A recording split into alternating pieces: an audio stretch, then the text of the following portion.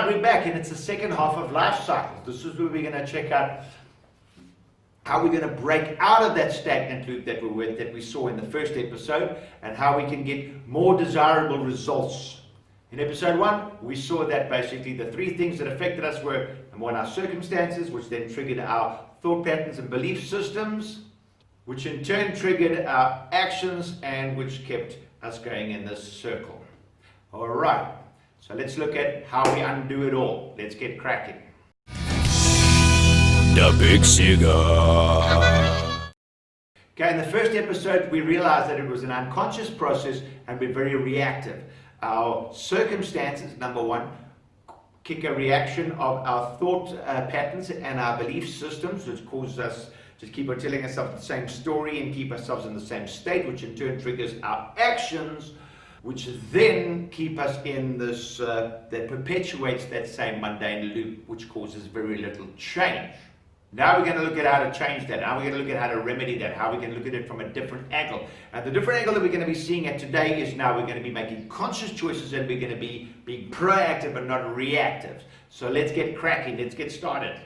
So while in our first episode, the first step was our circumstances, we now realize that the circumstances are a product of our past thoughts and the belief systems and our past actions. So our current circumstances are past tense. It's what we've thought and what we've done in the past. It's no longer relevant. It shouldn't trigger us. So now we're going to skip that level, which makes a big change. And we're now going to jump to number 2, where we're going to start identifying our thought patterns and our belief systems. We are no longer going to identify with them. We're going to start identifying them, and we're going to start reframing them and seeing them in a different light. Our previous belief system is that we're unworthy, we're not good enough. Whereas the truth is that there's nobody more you than you. You are unique and complete. You're worthy and you are enough. There's nobody that can be more you than you, which makes you a world champion. If anyone tried to be a you, that'd be a watered down imitation. You are a world champion, because no one can be more you than you. The one common denominator we have that we have in common with everyone else is that we're all different and unique. It's brilliant. We need to start to identify those thought patterns and belief systems that no longer serve us, and we have to erase and replace them. So we identify, erase, and replace. If there's something that happens in our circumstances, the question to ask would be, is this going to expand my existence, or is it going to extinguish my existence? Because ultimately, there's only one time in your life when you get extinguished. The rest of the time, you're in a state of expansion. All right, so let's symbolize point number 1, which is where we now identify our thoughts and our belief systems and no longer identify with them, and we start to reframe them in ways that now are far more empowering, in ways that have much more confidence, in ways that know, well, if resources are scarce, my resourcefulness is infinite. There is a way. There's a different perspective. We just have to shift. When shit happens, shift happens. All right, let's put that down. All right, let's symbolize point number 1 with an audio loop with some sound.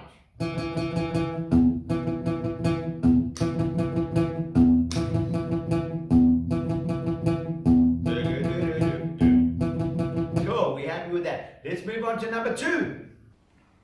Right now with number 2, now we're identifying our old habits, and now we're starting to get proactive and change them. We now need to set new intentions. Number 2, set new intentions. Now this is just mental work.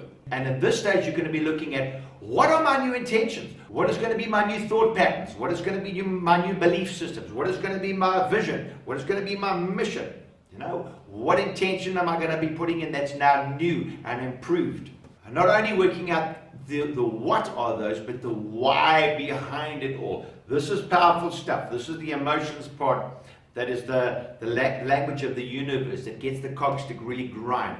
Why are those in place? You need to spend a bit of time to find out, what are those values, those intrinsic values that you have deep inside yourself? The ones that when you work on them, breed self-inspiration and optimize your intentions. and help you weed out interruptions and distractions. All right, so number 2, set new intentions. Let's put this down as a loop. All right. Number 2, set new intentions.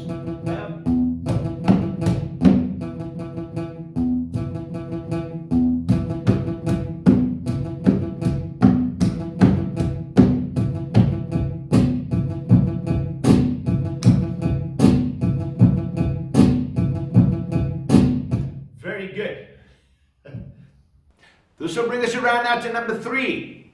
We have to plan a strategy. So we've dealt with the what and the why. We're now looking at the how. Often when we're dealing with things and when we sit in overwhelm and in doubt, we'll often say, oh, I can't.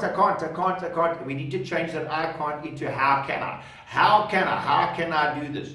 And this is very important where you actually need to write that down. So this is your strategy, then your plans, and you write it down. Now, I'm going to be somewhat suspicious of people say that studies have shown or statistics show, because there's a lot of crap that we get fed all the time. But this does resonate with me. They reckon around about 30% is the likelihood of your plans manifesting just from writing them down. And I think this is a good symbolic way, because you're basically taking something that is formless, which is in your head, and turning it into form. You're actually putting it down onto a piece of paper. You're making something physical of it. So it's a really good statement. You're putting a lot of intention and a lot of... So I can completely understand that a 30% greater chance of this manifesting just by writing it down. And it starts with a simple question, how? How can I? Okay, cool. Let's symbolize that with some sound. So number 3, it's writing down the plan strategy of how. Let's do it.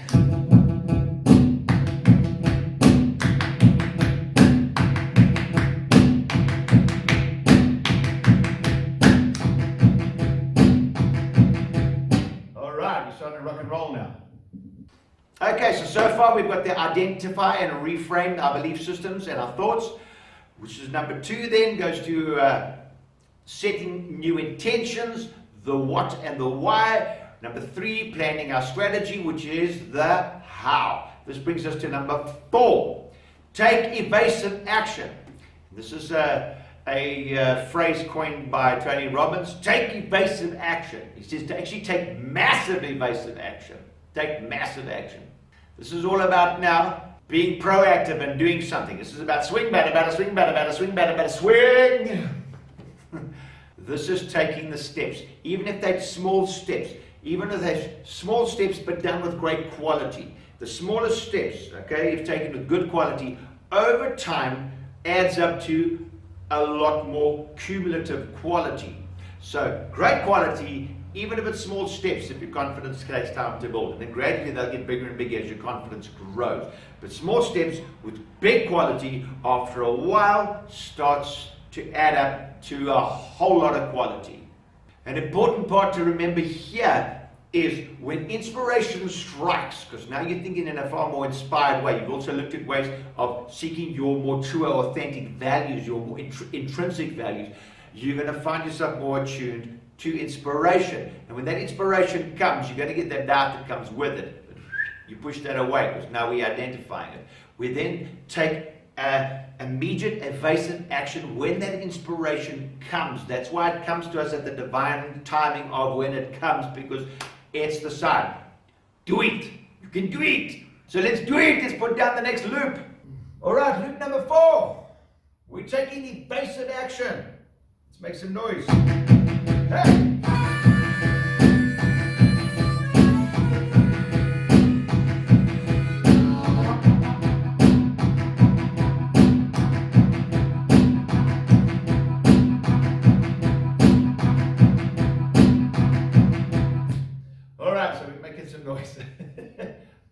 And now this brings us round to where we started in our previous loop, to our circumstances. And in this time, this should be now looking at our result being newer circumstances. Circumstances now starting to change. They might not all come at once. There might still be a bit of residual residual momentum from the previous old life cycles, but this is where you need to realize that consistency and persistency are your allies. You've got to keep on this new momentum so that builds up momentum and starts to reap fruit. Remember to identify, erase, and replace. We need to unlearn and relearn. We need to aim, not blame. It's about refining and redefining. And don't forget a bit of gratitude in there as well. We need to bless and not to stress.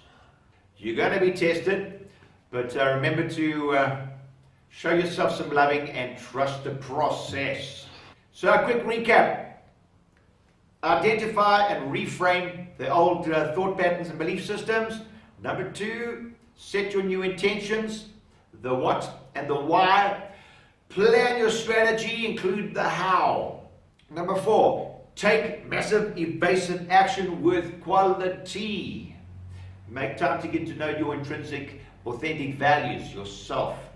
And number 5, bask in the new circumstances. And have patience and trust the process. It might not happen as quickly as it could, but it might not happen just overnight as we always hope it to be. All right, let's take it full circle. Let's make some noise. And show yourself some loving. Hey! Well,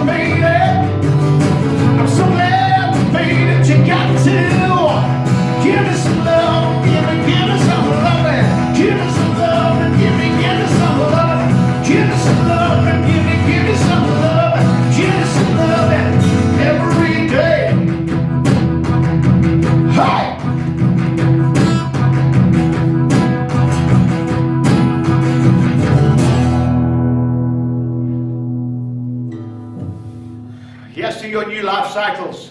Go out and rock it. Hey! And I'll see you in the next episode.